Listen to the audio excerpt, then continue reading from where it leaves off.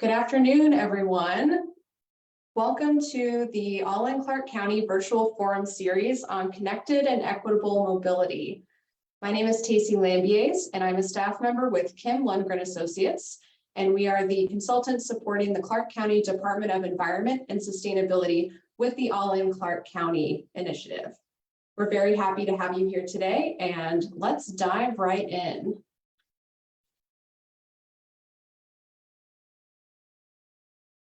So there are three main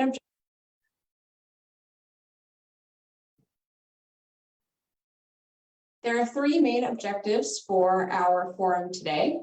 First, we are going to review how climate change impacts transportation systems and mobility in Clark County. Second, we will describe how our own personal choices and how we get around and travel can contribute to sustainability and resilience. And then finally, we will share the mobility-related goals, strategies, and actions that have been adopted as part of Clark County's All-In Community Plan.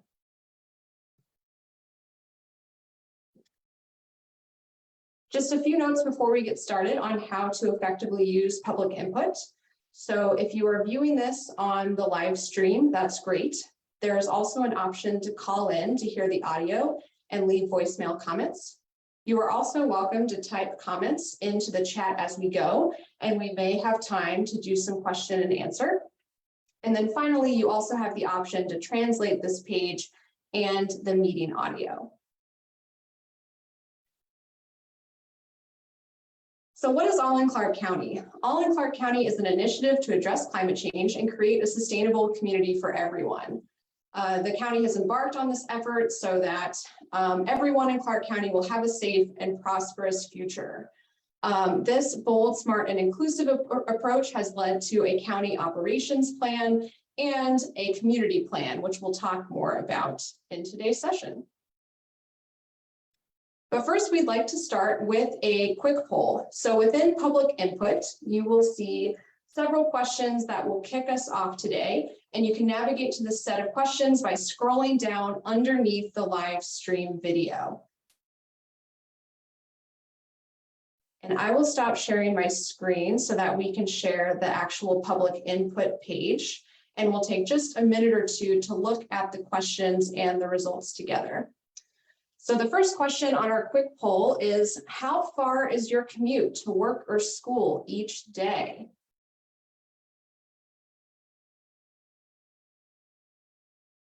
Okay, it looks like 67% of folks have a commute of 16 to 13 minutes, and a third of us have a commute of less than 15 minutes. That's pretty good. Fantastic. The next question is, what keeps you from biking or walking to get around either to school or to work or to run errands?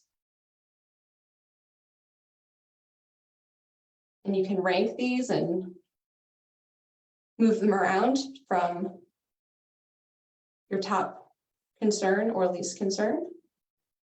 Okay, great. All right, so maybe your top concern might be that it's too far to walk or bike to where you want to go. Great. And then we have an open-ended question next, which is, what is the primary reason that you use public transit, if you use public transit? So you can take a moment to leave an answer in the chat to let us know. One answer that we received is less vehicle miles traveled. That's a wonderful reason to use public transit, to reduce emissions. Great. And then finally, you can tell us whether or not you currently drive an electric vehicle. And maybe you don't, but you are anticipating switching, or maybe you're not anticipating switching to an EV. So it looks like 2/3 of us don't anticipate switching to an EV in the future, but maybe 1/3 of us will. Oh, yep, and a third is definitely planning to switch. Fantastic. Okay, so these questions will be available through the entire month of April. So folks can go in and answer these questions, and it just helps us get a sense for where you're currently at in terms of your own habits and behaviors related to transportation.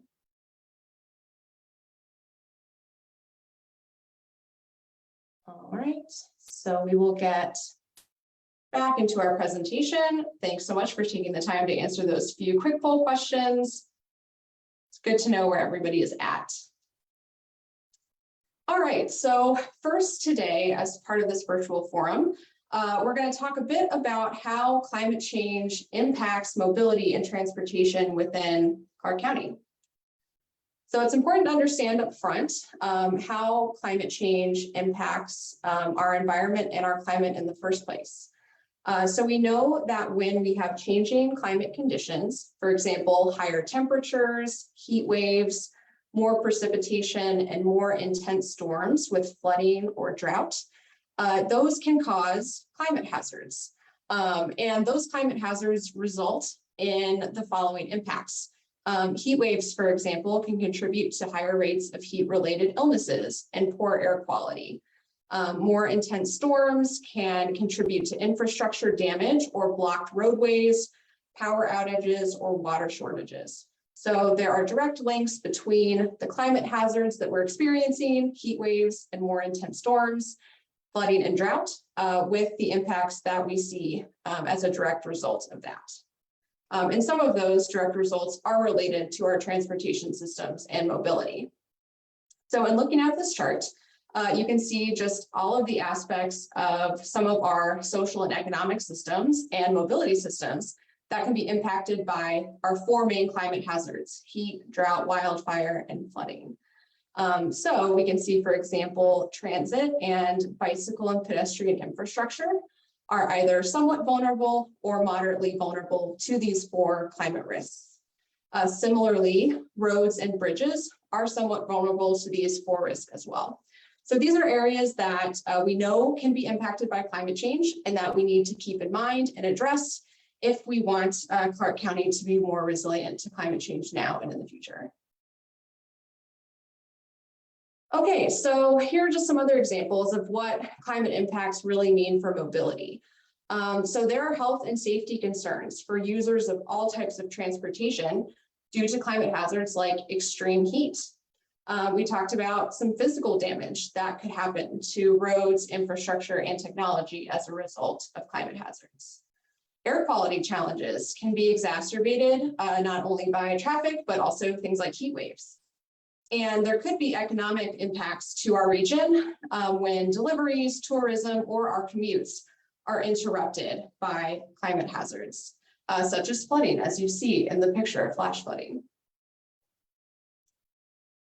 And our mobility systems are also going to be impacted by our increasing population. So Southern Nevada is becoming an increasingly attractive place to live and work.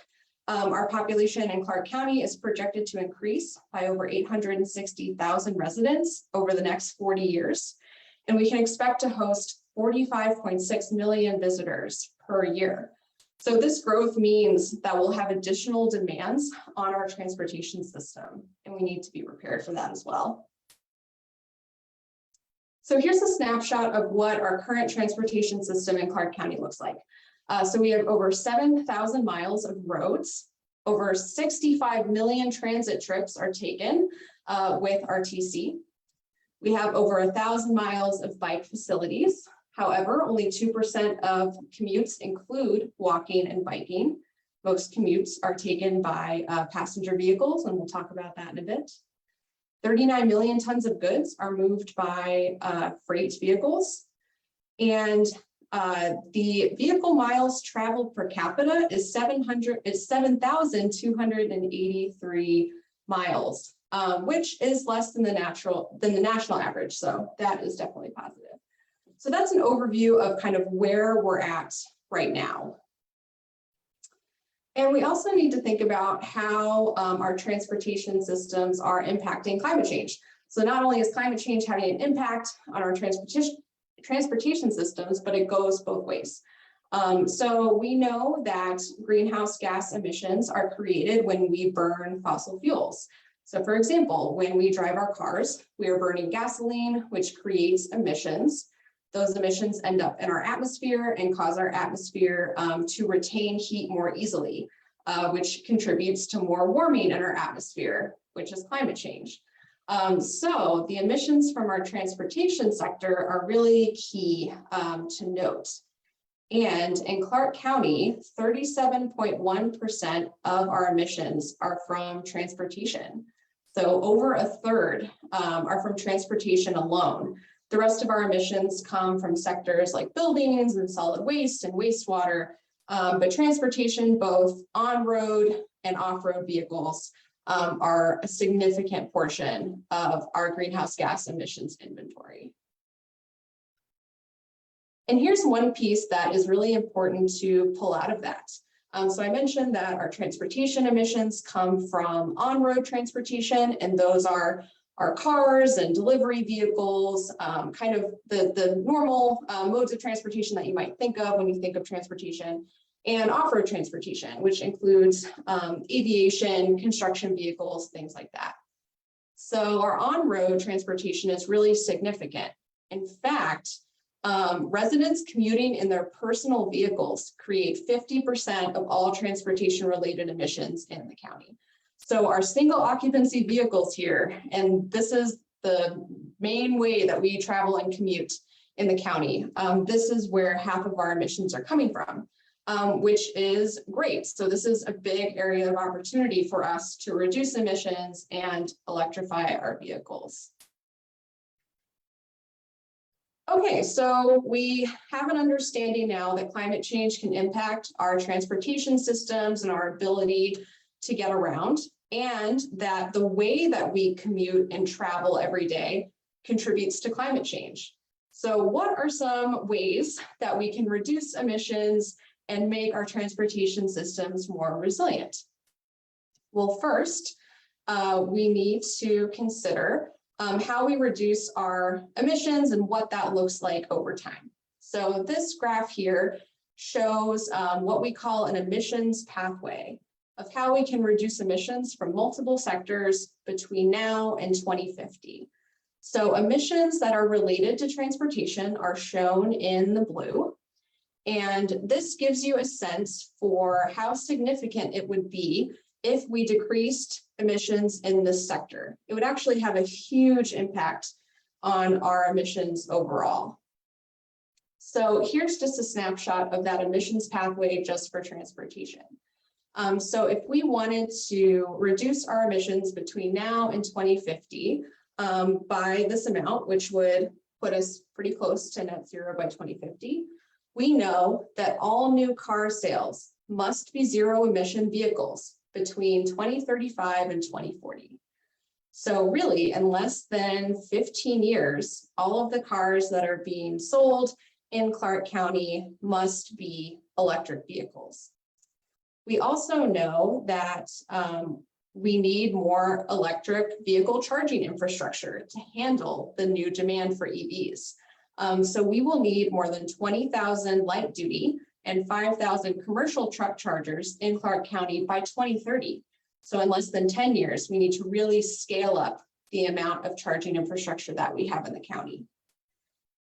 And then if we do those things and we eliminate greenhouse gas emissions from passenger vehicles and we cut commercial transportation emissions in half, we can produce 16% of the reductions by 2030 that we need and 23% of the reductions by 2050. So we know what we need to do. The path is pretty clear, but that's not to say that it won't take some significant effort to get there, right? So we have a pathway and we know what needs to happen, but there are other ways that we can reduce emissions and even get people out of their cars. EVs are a wonderful solution, but they're not the only solution. So let's talk a bit about what cars have to do with our land use. So this is a really handy graphic, and it shows 70 people traveling in 3 different scenarios. So on the left-hand side, you can see 70 people can all fit into a single commuter bus, which would take up a good chunk of the road, but really a pretty compact area. In the second scenario, you can see how 70 people would all look if they were commuting by bicycle. So again, only part of the road would be taken up by that form of transit. And then all the way on the right, we can see what 70 people would look like in 70 individual cars. So you can definitely tell that we would need a lot more roadways and a lot more space to accommodate this kind of lifestyle. And this is what we see in a lot of cities around the country, including Clark County. A lot of people commuting in their own single person and passenger vehicles. So we can start thinking about, well, if we electrify all of these vehicles in the photo on the right, that's great. That's definitely fewer emissions that are being input into our atmosphere. But we could also do a lot of good if we encourage folks to take public transit instead, or to bike or walk instead. And then we would need a lot less space and less infrastructure for those modes of transportation too, right? So maybe we would have more space for people to bike, or we could have more space for parks or multi-use development, which we'll talk about in a minute. So all of that to say that cleaner operating vehicles like EVs have fewer emissions, but they don't take up less land or reduce traffic congestion, which are two important points to consider. Second, we can think about transit-oriented development. So not only encouraging folks to shift to EVs or encouraging folks to get out of their vehicles entirely, to take buses or bikes, but we can think about the ways that we are building our communities. So transit-oriented development creates dense, walkable, and mixed-use spaces near transit that support vibrant, sustainable, and equitable communities. So transit-oriented development is really intentional about putting homes and apartments and places where we shop and places where we work really close to transit hubs so that it's easy for people to get where they need to go in a smaller amount of space and ideally in less time. So this is something that we can work towards as well. And here's just a graphic that shows kind of the difference between a non-transit oriented development and a transit oriented development. So you'll see in the little graphic on the left, we have retail and commercial businesses and residential buildings that are kind of spread out. They're not very planned. They're kind of spread throughout the grid. Versus the graphic on the right, which shows a community that has been intentionally and thoughtfully planned to be transit oriented. So you have a transit stop in the middle, surrounded by commercial buildings and entities and mixed use space. And then you have residential facilities kind of built out from that center. So this creates more walkable city centers and communities that are really centered and based around transit. And Clark County is really already leading the way on this in multiple ways. So Clark County, or Las Vegas, ranked as the #1 metro area for EV growth in the nation. RTC's commuter services help to reduce traffic by 3,500 cars every day. And the county has also taken steps to implement a 4-day work week. And that has an impact on how much their own staff members are commuting. So 5 million fewer miles are driven because of their 4-day work week. And that avoids emissions that are equivalent to burning 2.3 million pounds of coal every year, which is pretty incredible. Annual EV registrations are also going up in Clark County in general. So in 2019, there were 6,000 registrations that year alone, and that number has only grown since. So we are making some great progress in this area in the county, but there are a lot of opportunities and a lot more that we can do to ensure that our transportation systems, again, are connected to land use, are connected to transit-oriented development, and are ultimately all electric. So now is the second opportunity for a few poll questions. We'd like to test your knowledge, and I hope that you learned something from that brief presentation. But these questions will help us just review a few key takeaways from this session.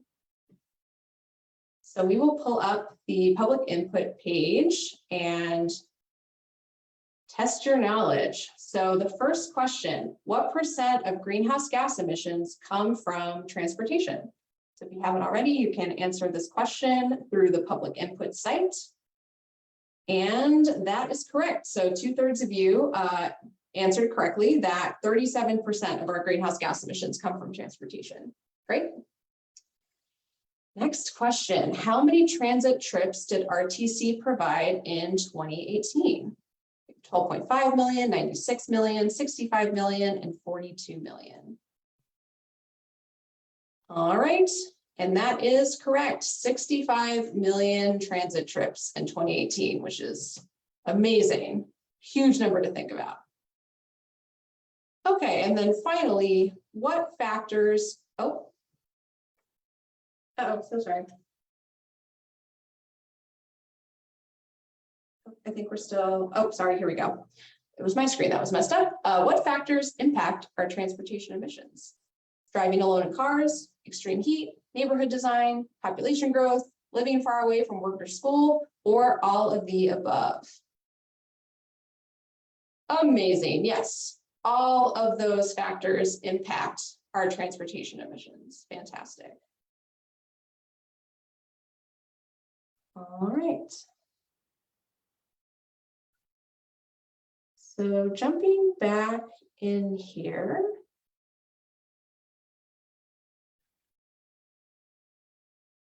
Oh, so sorry.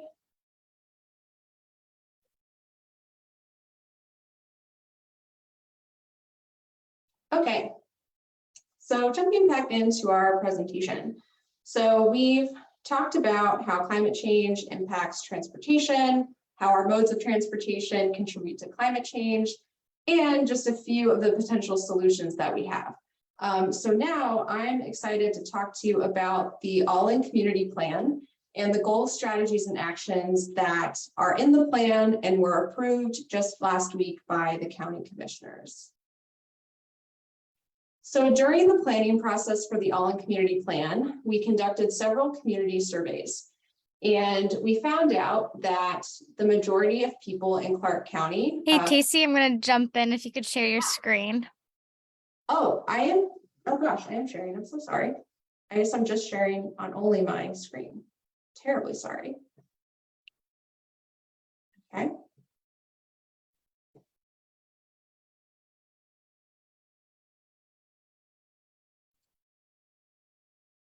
Okay. Thank you all so much for your patience. Okay, is that working now, Olivia? Yep, thank you. Okay, thank you. Perfect. Okay, so now you can actually see the results from the community survey. So we found out that the majority of residents in Clark County do believe it's important that the county leads on addressing climate change and takes action. We also learned that 45% of residents feel that the county is only somewhat prepared for the impacts of climate change. And we also learned that transportation options were a top 3 investment priority for residents. So residents feel like transportation is something that is high impact, is high priority, and that the county should be focusing on in the All-In Community Plan. And I think you'll find that the plan really has that focus and does that. So our vision for— Hey, Casey, is there a full screen option? Because it shows like the different slides and what's next. Yeah. Maybe display settings. Yeah, I'm showing full screen on mine. Geez. Okay, hold on.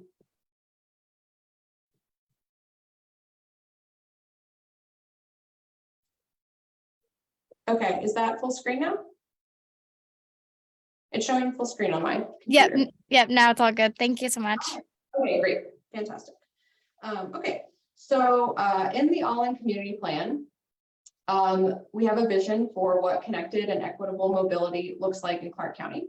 So our vision is to develop a safe, connected, and accessible transportation system that prioritizes low carbon mobility, public transportation, and active lifestyles. But what do we mean by connected and equitable mobility? So here's what we mean. We're talking about well-connected roads and routes for transit, bicycling, and walking. We're talking about emissions-free transportation options, which includes electric vehicles. This also includes ensuring that everyone has access to healthy and active transportation facilities, such as bike paths, trails, and sidewalks. And this also includes investment in our public transit systems as well. And it's also important, before we dive into exactly what is in the all-in community plan, it's important to note that there is a difference between mobility and transportation. And the focus area of this plan is connected and equitable mobility. So why are we using the term mobility instead of transportation? So mobility is really about the people and not the system. Mobility also relates to ability. So how we're getting around and our ability to do so using different modes of transportation.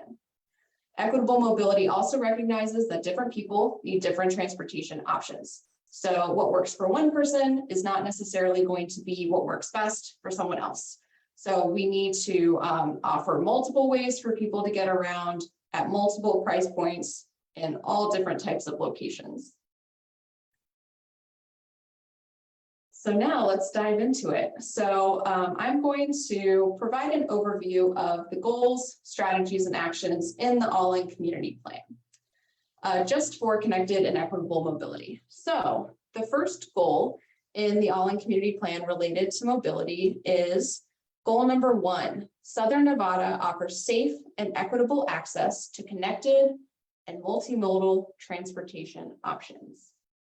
Our first strategy underneath this section is to reduce transportation demand by increasing capacity and the reach of Clark County's transit system. So this strategy is really looking at how do we enhance our transit systems and increase ridership. So there are 2 actions that will be undertaken in order to achieve that strategy and goal. The first is to fund and construct high capacity transit and fixed route RTC transit. And this is something that RTC is already working on and will be further supported and enhanced by this plan. The second action is to ensure transit access for seniors, veterans, youth, low-income populations, and people with disabilities. So ensuring that all residents of Clark County are able to use and access the county's transit systems. So ensuring that they are affordable, perhaps that financial incentives are available for folks who need it, and that these transit systems are accessible for persons with disabilities, seniors, etc. So underneath the same goal, we have a second strategy, which is to promote safe and accessible alternatives to single occupancy vehicle trips. So this strategy is all about making it easier for people to do something else besides just driving their own vehicle to where they need to get. Underneath the strategy, we have 3 main actions. The first is to create public-private partnerships to develop hubs where docked micromobility options are strategically placed near high traffic locations. What does this look like? So micromobility options can include things like bike shares or electric scooters that you can rent for the day through an app. So making sure that there are docked micromobility options available in places where a lot of people go. So you might think about downtown or the Strip or places where people are moving very frequently and at higher rates. It may make more sense to have some of these micromobility options available for them, especially if they're just taking shorter trips, maybe a couple blocks down the road. The second action is to identify areas to install high level of comfort bike infrastructure in high traffic corridors. So thinking about how we can create bicycle infrastructure alongside the infrastructure that we have for our cars, and making sure that those bike lanes are safe and provide a high level of comfort and security. And then the third action here is to ensure new and replacement infrastructure provides for pedestrian safety, health, accessibility, and connectivity. So when a roadway needs to be replaced or repaired, thinking about, okay, how can we not only fix this road or replace it, but also enhance pedestrian safety, health, accessibility, and connectivity in the process. So always making sure to do that evaluation as new projects are happening. So those were the strategies and actions under goal 1. The second goal under connected and equitable mobility is the transportation system minimizes energy use and eliminates fossil fuels. So this is all about electrifying our transportation systems and cars, and as possible, really minimizing the amount of emissions that are produced by those vehicles. So the first strategy in this section is to transition passenger and light duty vehicles to zero emission vehicles. The first action for how we will do that is establish incentives for electric vehicle upgrades for low-income drivers and people interested in used electric vehicles. So this action really gets at equity and accessibility and ensuring that electric vehicles are available for everyone. The second action is to establish incentives to encourage the installation of EV charging infrastructure at residential and commercial locations, including a pilot program for multifamily residential properties and underserved communities. This action gets at the need for more charging infrastructure. As the demand for electric vehicles increases, we'll need a place for people to charge them. So this action also includes the pilot program for multifamily properties. So for example, folks who live in apartment buildings who can't install a charger out front of their house, this allows for charging stations to be installed at those multifamily properties. And the action also has a focus on underserved communities to ensure that charging stations are equitably placed across the county. The third action here is to incentivize tourism-supported fleets to drive and promote zero-emission vehicles. So really including businesses on the Strip and tourist agencies in the transition to EV vehicles. The fourth action, to accelerate the electrification of ground support equipment at Harry Reid International Airport. And this is something that I believe the airport is already working on doing, but being sure to be mindful of vehicles that are not traditional vehicles. So going beyond our single passenger vehicles to think about the equipment used at our airport every day and how that can be electrified. And then the fifth action under this strategy is to transition the public light duty fleet to alternative fuel vehicles. So really looking at the county's fleet and county vehicles and how those can best be transitioned to electric and as quickly as possible. Okay, and then the second strategy under goal 2 is to advocate for equitable access to fossil fuel-free transportation resources. The first action for how the county will do that is to prioritize fossil-free transportation resources in underserved areas. So again, being explicit about the focus on equity and making sure that these resources are available to everyone. Second, establish a program to convert all school buses to electric. So putting a big focus on some of those larger vehicles and school buses in particular. Third, prioritize charging infrastructure for medium and heavy duty trucking at intermodal facilities and high exposure communities. So trying to start tackling those medium and heavy duty trucks that produce a lot of emissions, but also air pollution. So thinking about how those can be prioritized and switched to electric so that communities that are exposed to air pollution more than others can see the benefits of electric transportation instead. And then finally, the fourth action here is to reestablish a Clean Cities Coalition for Southern Nevada, which is something that the county is actively working on now. Okay, so those were the goals, strategies, and actions that have been adopted as part of the All-In Community Plan. I know that was a lot of information to take in. And so we would like to invite you to share your thoughts again on the public input page through some open-ended questions. And these questions will be available for you throughout the month of April to respond to.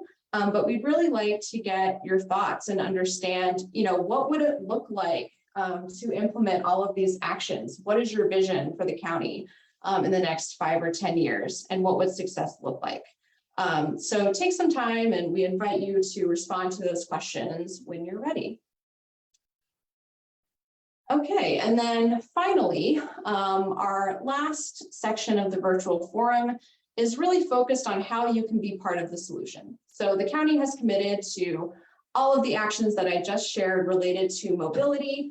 But the success of those actions is really going to require a team effort. It's really going to take everyone in the county doing their part in order for us to see not only a reduction in emissions, but also mitigation of climate change. So there are definitely things that you can do every day to be part of the solution.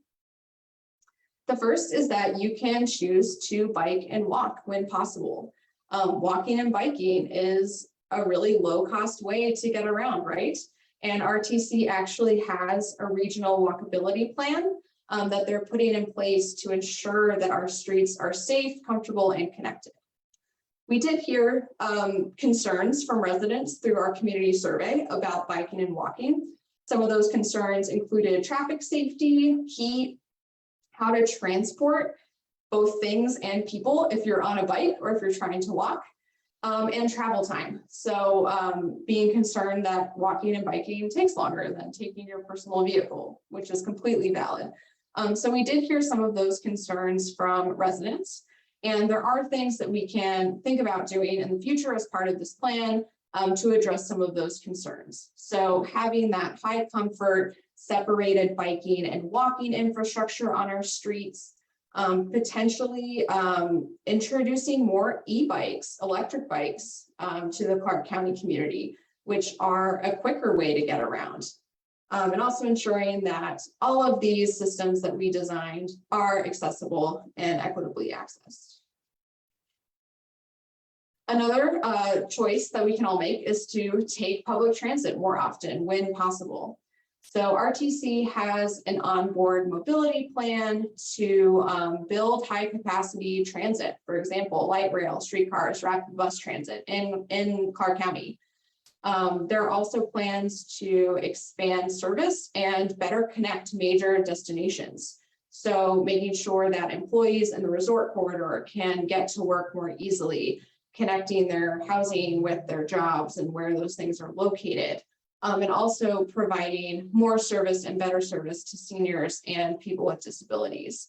And their overall plan is also just to make shorter trips easier. So if you only have to go a few miles away, how can you not do that in a personal vehicle, for example?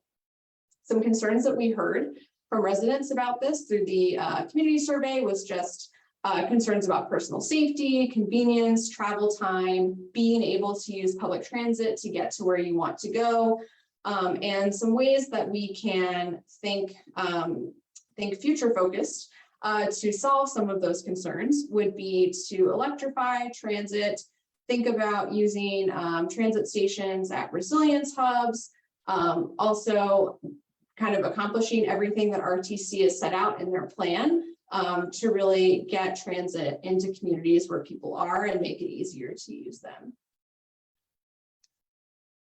And then we come to electric vehicles. So we asked some questions about EVs in the community survey, and 73% of survey respondents are actually in support of purchasing or leasing an EV as their next car. So that is a very healthy majority of folks who are looking to get in an EV, which is fantastic.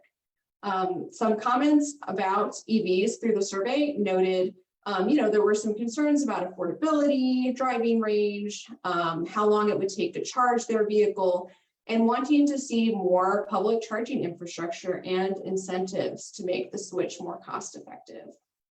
And those are all fantastic comments and something that was taken into consideration when we developed the plan.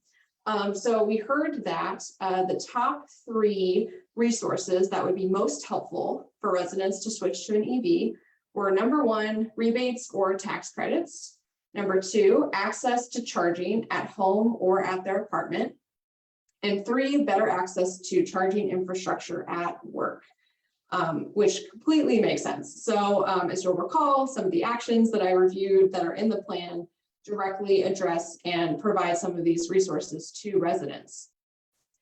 So here are a few things to keep in mind if and when you look to purchase an electric vehicle. A lot of folks ask whether EVs are actually better for the environment. And, this is especially a question if the electric grid still relies on fossil fuels, which Clark County's electricity grid does. And the answer is yes, EVs still are better because electric motors are more efficient than gas engines. So that's just something to keep in mind. It's actually a really good time to buy an electric vehicle. There are more model options than ever. Almost every major automaker has EVs in their lineup now. EVs are getting better and have more battery range. So although range anxiety is a totally legitimate concern, the battery life on vehicles, EVs these days is really very good. And there are more incentives than ever for both purchasing an electric vehicle and installing a charger where you live. So a lot of those incentives are now available through the federal government. And Clark County has actually put together an EV resource center online for you to access all of that information and get connected to those incentives. So definitely check out the Clark County EV Resource Center. You can also just do a simple Google search to find several websites where you can look up exactly where there are charging stations around where you live. So it's easy to find out where your closest charging station is, whether or not your place of work has a charger. So all of these resources can help you make the best decision for you about when to purchase an electric vehicle and how. And I wanted to highlight just a few additional resources to help you take action in your own life. So RTC has a mobile app that helps you to access estimated arrival times for buses, just with the click of your phone. You can also access resources to see how much money and gas you could save by switching to an electric vehicle. I mentioned that there are federal and state tax credits for purchasing new and used EVs, and that there are many maps that you can use to access electric vehicle charging locations near you. So all of these resources and much more are on the All in Clark County dashboard. So if you go to allinclarkcounty.com, you can access the community toolkit at the top of the screen. And you can access all of these resources to help you be part of the solution. And there are other ways to stay involved. So again, share your thoughts on the public input page, answer our open-ended questions when you have a minute, and share this initiative with friends. Let them know that you attended this virtual forum and that they should check it out too. Continue to visit allinclarkcounty.com. As I mentioned, there are a lot of resources on that dashboard, but there's also information about the community plan. You can see all of the goals, strategies, and actions in the plan, and also how the county is making progress on each and every one of them. So that website is really a great hub for everything climate action in Clark County. And then you can also follow Sustain Clark County on Facebook, Twitter, and Instagram to stay updated with the initiative too. And I'd also like to remind you about our upcoming forums. So this was just the first of 6 forums that are happening throughout the month of April as part of All in April. So be sure to sign up for the next forum, which is happening on Wednesday, around the resilient and healthy community portion of the plan. And then all of the other focus areas will be covered in separate forums throughout the month. So be sure to check those out. You can register for those again through the public input page. And all of these sessions will be recorded and available afterwards. So if you're not able to attend one, no worries at all. You can simply watch the recording afterwards. Okay, and I just want to thank you so much for your participation and engagement in this session. We really appreciate you being here today. Olivia, are there any questions or comments that came through the chat? No, there are no questions or comments that came through the chat. I just didn't know if you wanted to go over your thought questions. Yeah, sure. Or is that for saving it for the recording? Yeah, let's go over those for the recording. That's great. So Olivia is going to pull up the share your thought questions on public input.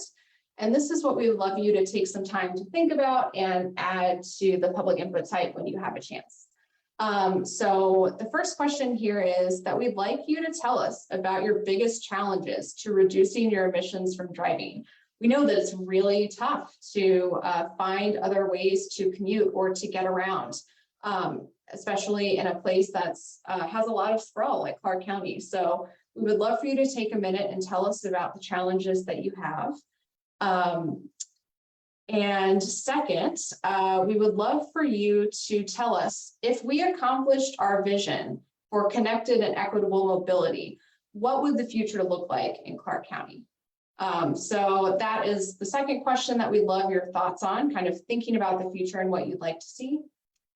And then third, we'd like to know what areas you would most like to see addressed through this all-in community plan. So as we are implementing the plan now, what should we keep in mind and what should we focus on? And Olivia, that's a wonderful example, focusing on transitioning the public fleet to alternative fuel vehicles. Perfect. All right, that is all that we have today.